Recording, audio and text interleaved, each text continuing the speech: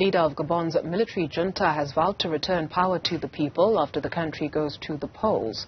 Brice Nguema has, however, failed to give a date for the transition. Crowds cheered during his inauguration yesterday, less than a week after a coup led to the ousting of President Ali Bongo.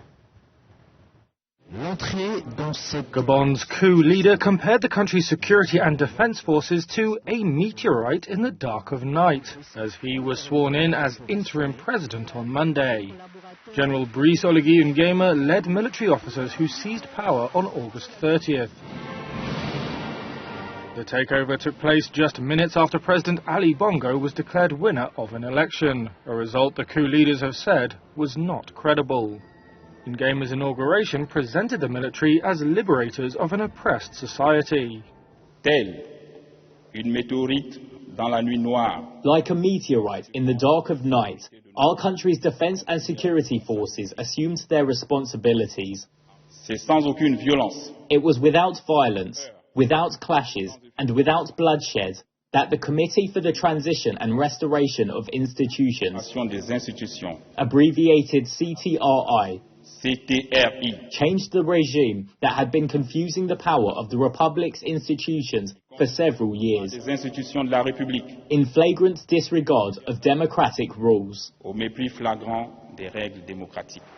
Nguema's speech, repeatedly interrupted by cheers, also proposed reforms. They included a new constitution to be adopted after a referendum, new electoral and penal codes, and measures to prioritize local banks and companies for economic development. He said political exiles would be welcomed back and political prisoners freed. Several figures from Bongo's government, including the Vice President and Prime Minister, attended the ceremony. Bongo himself remains under house arrest. The coup, ending the Bongo family's 56-year grip on power, had drawn cheering crowds onto the streets of the capital, Libreville. However, it has also been condemned abroad. Central African Regional Bloc ECAS has urged partners, led by the United Nations and the African Union, to support a rapid return to constitutional order. At his inauguration, Nguema reiterated that his administration would organize free and fair elections, though gave no timetable. He has previously said the junta would proceed quickly but surely, but cautioned that too much haste could lead to elections that lacked credibility. Ovigwe Eguegu is a policy analyst and he joins us now via video link. Thank you very much for your time this afternoon. And so while the everyday Gabonese was celebrating, some sectors of the population on the continent have met this inauguration with suspicion, more so because the new president has very close family links to the old president. What is your interpretation? Yes, I mean, if you even listen to the interview that Mr. Ondo Osa, the opposition party candidate who supposedly lost the election to Ali Bongo, he gave an interview to TV5 Monday, and he said that this coup is actually a palace coup, because not just because now President Nguema is close to Ali Bongo, is the fact that he has been a key member in keeping the power structure of the Bongo dynasty in place. You know, he even swore to protect Ali Bongo to Omar Bongo, that's Ali Bongo's father, who ruled the country for 42 years.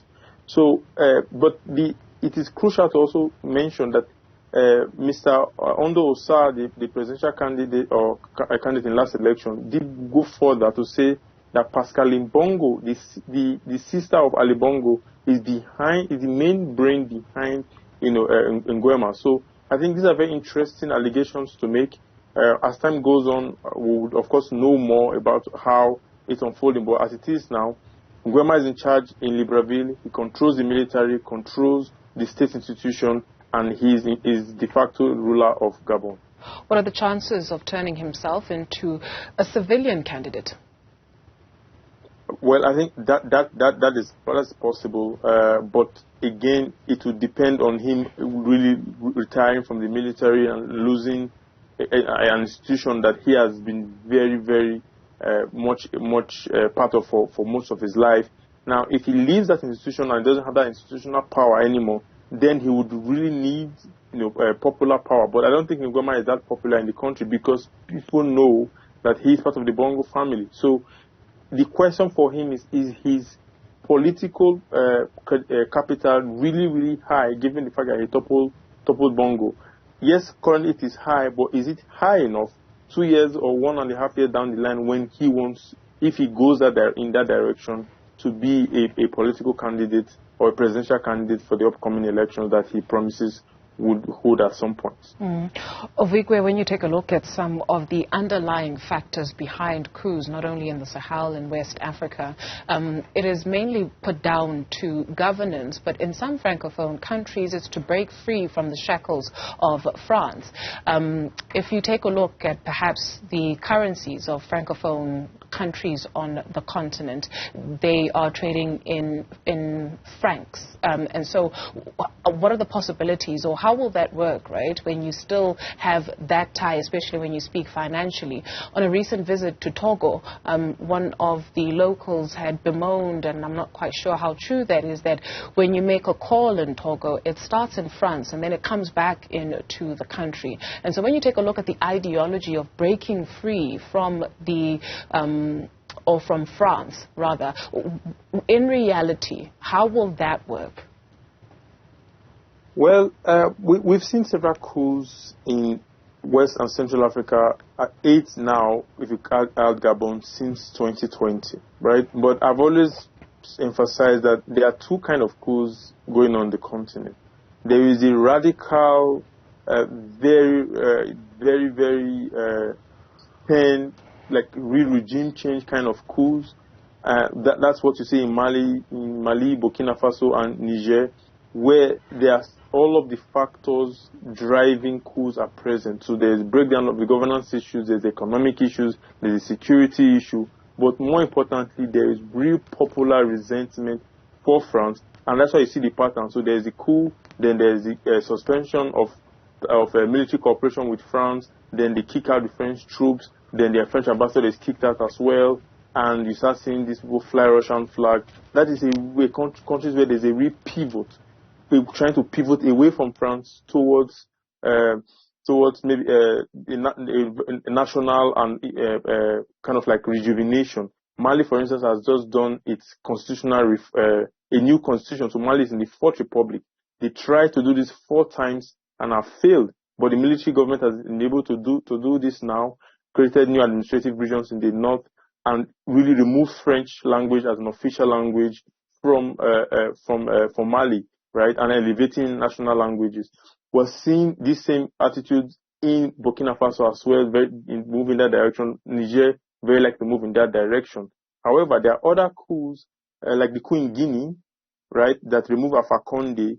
This is a coup, the closest comparison to Gabon, where it is specifically about the electoral process, because Alpha Conde was trying to run for office for the 3rd term. He changed the constitution against so many condemnations from within the country and outside.